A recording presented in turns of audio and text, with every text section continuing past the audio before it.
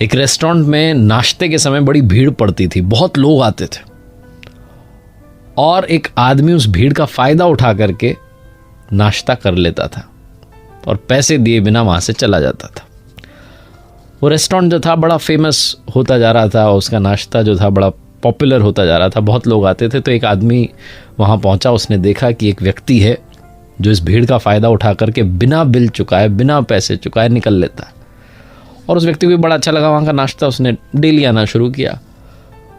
और जब 2-3 दिन उसने देखा कि ये तो रोज़ ही आकर के फ्री में खा रहा है, तो उसे लगा मालिक से बात करें, बताएं कि भाई देखो तुम्हारे यहाँ पर क्या हो रहा है, नुकसान हो रहा है। तो मालिक से मिल नहीं पाता था, इतनी भीड़ होती थी, बात ही नहीं हो पाती थी। एक दिन थोड़ी सी भीड़ कम थी, जब वो पहुंचा आदमी, तो उसने कहा भैया सुनो, आप मालिक को? बोले हाँ मैं यहाँ का ओनर हूँ। बोले एक बात करनी थी आपसे। उसने कहा बस थोड़ा सा कस्टमर फ्री हो जाए फिर आपसे बात कर लेंगे, अगर आपके पास टाइम हो तो। उसने कहा हाँ ठीक है, आज बड़ी इंपॉर्टेंट बात करनी है। जब भीड़ पूरी तरीके से छट गई तो गया मालिक के पास, बोला काम की बात बता रहा हूँ, ध्यान से सुनो। बहुत बड़ी दुकान है तुम्हारी, बहुत लोग आते हैं, लेकिन घाटा हो रहा है। मैं भी बिजनेसमैन हूँ, अगर एक आदमी की तरफ से भी घाटा होता है तो सहना नहीं चाहिए। बोले क्या हो गया? बोले मैं देख रहा हूँ, पहली बात तो आपका नाश्ता बड़ा अच्छा है, मैं आना शुरू कर चुका हूँ, मैं देख रहा हूँ यहाँ पर 3-4 दिन से मैं देख रहा हूँ कि एक आदमी है जो आता है, नाश्ता करता है, बिना पैसे दिए निकल लेता है।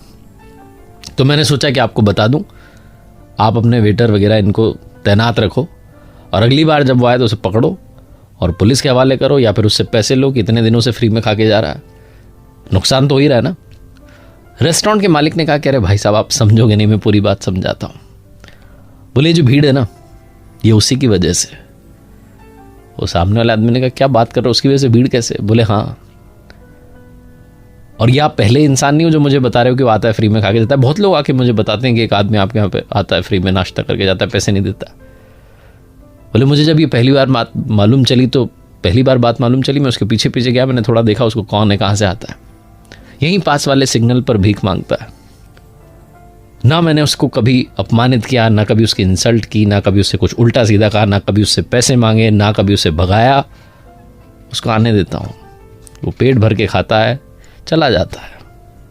और आप पूछ रहे हो ना कि ये भीड़ उसकी वजह से क्यों है, तो मैंने उसे देखा है, वो कई बार रेस्टोरेंट के सामने बैठा होता है, ऊपर वाले से प्रार्थना कर रहा होता है कि थोड़ी भीड़ आ जाए तो चुपके से जाऊं और फ्री में खा के आ जाऊं। ये भीड़ भाई साहब उसी की प्रार्थना की वजह से आती है। जब उस रेस्टोरेंट के मालिक ने कहा तो वो जो बिजनेसमैन था जो नाश्ता करने आने लगा था, उसकी सोच बदल गई। उसने कहा हाँ, हमें ये भी समझना ज़रूरी है कि कई बार हमारी लाइफ में जो खुशियाँ आई होती हैं वो दूसरों की दुआओं से, दूसरों की प्रार्थनाओं से आई होती है, लेकिन हम उनका शुक्रिया अदा करना, उन्हें थैंक यू कहना भूल जाते हैं। ग्रैटिट्यूड, इसे लाइफ में संभाल कर रखिए और शो करते चलिए, हर पल के लिए, हर क्षण के लिए उसका धन्यवाद करते चलिए।